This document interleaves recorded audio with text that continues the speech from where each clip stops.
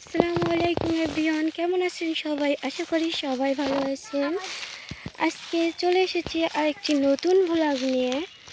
তো আজ আমি তোমাদের সাথে শেয়ার করব আমাদের সবজি ক্ষেত, গ্রামে আমাদের সবজি ক্ষেত।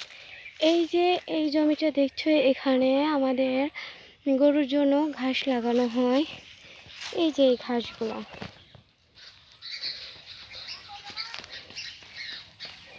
এই পুরো জমিটাতেই রয়েছে ঘাস, যা আমাদের বিশালের পরিমাণ কম লাগে, যার কারণে এই যে ঘাসের জমির পাশেই রয়েছে সবজি ক্ষেত। এখানে পুঁই লাগানো হয়েছে। পুঁই গাছগুলো দেখো কতটা সুন্দর হয়েছে।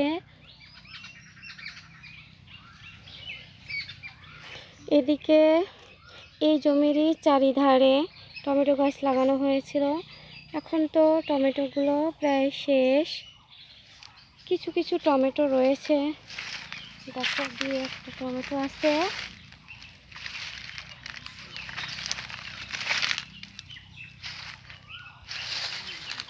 অনেকটা জমি মিলে পুঁই গাছ লাগানো হয়েছে।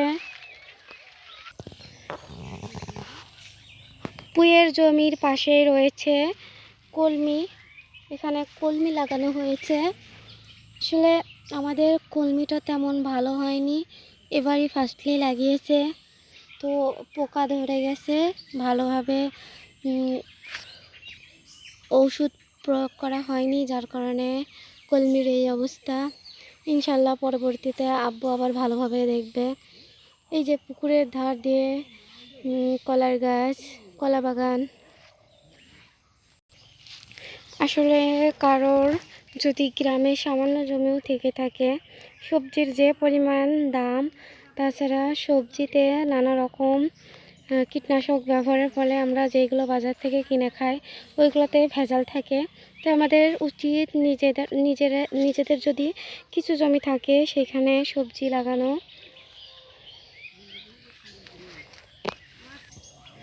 পুঁই এবং কলমির পাশে আছে কিছুটা জমি মিলে লাল শাক।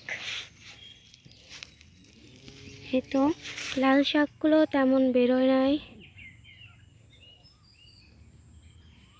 তাও এখান থেকে কয়েকবার তুলে খাওয়া হয়েছে।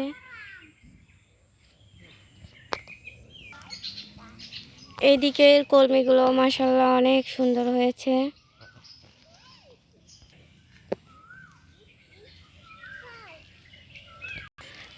সবশেষে একটা কথাই বলবো, সবাই সবার পাশে থাকলে সফল হইতে দেরি লাগে না। তাই এসো আমরা সবাই সবার পাশে থাকি, সবাই সবাইকে সাপোর্ট করি।